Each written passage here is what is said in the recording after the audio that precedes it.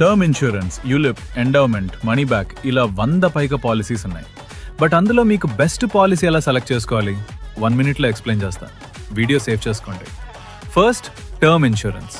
ఇది most common life insurance. సింపుల్గా చెప్పాలంటే మన లైఫ్కి ఏమైనా రిస్క్ జరిగితే మన యాబ్సెన్స్లో ఫ్యామిలీకి డెత్ బెనిఫిట్ ఇస్తారు. ఒకవేళ మీ ఫ్యామిలీ అంతా మీ ఇన్కమ్ మీద డిపెండ్ అయితే టర్మ్ ఇన్సూరెన్స్ కంపల్సరీగా తీసుకోవాలి. డెత్ బెనిఫిట్ యూజువల్లీ మన యాన్యువల్ ఇన్కమ్కి 15 నుంచి 20 టైమ్స్ వరకు తీసుకోవచ్చు. ప్రీమియం ఏజ్తో పాటు పెరుగుతుంది, సో ఎంత ఎర్లీగా తీసుకుంటే అంత మంచిది. ఇది ప్యూర్ ప్రొటెక్షన్ ప్లాన్ కాబట్టి మెచ్యూరిటీ బెనిఫిట్ ఉండదు. సో మినిమం 80 ఇయర్స్ వరకు కవరేజ్ తీసుకుంటే బెస్ట్. Second, ULIP. ఇందులో ఇన్సూరెన్స్ అండ్ ఇన్వెస్ట్మెంట్ రెండూ ఒక ప్లాన్లో ఉంటాయి. మీరు పే చేసే ప్రీమియంలో ఒక పోర్షన్ ఇన్సూరెన్స్కి, మిగతా పోర్షన్ ఇన్వెస్ట్మెంట్లోకి వెళ్తుంది. సో లాంగ్ టర్మ్లో ఒక డిసిప్లిన్డ్ వేలో వెల్త్ క్రియేట్ చేయాలి అనుకునే వాళ్ళకి ఇది బెస్ట్ ప్లాన్. ఇందులో మనకి పార్షియల్ విత్డ్రాల్ ఆప్షన్ ఉంటుంది. సో మన personal goals like children's education, marriage, రిటైర్మెంట్కి ఈ ప్లాన్ తీసుకోవచ్చు.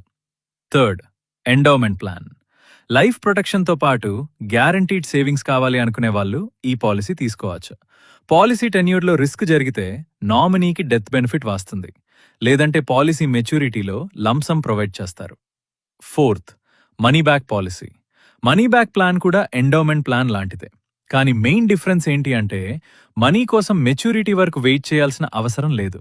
పాలసీ పీరియడ్లో రెగ్యులర్ పేఅవుట్స్తో పాటు మెచ్యూరిటీలో లంసమ్ కూడా వస్తుంది. రిటైర్మెంట్ తర్వాత రెగ్యులర్ ఇన్కమ్ కావాలి అనుకునే వాళ్ళకి ఈ ప్లాన్ బాగా యూజ్ అవుతుంది. ఇందులో మీకు ఏ పాలసీ బెస్ట్ అని మీ రిక్వైర్మెంట్ బట్టి మీ ఏజెంట్ మీకు సజెస్ట్ చేస్తారు.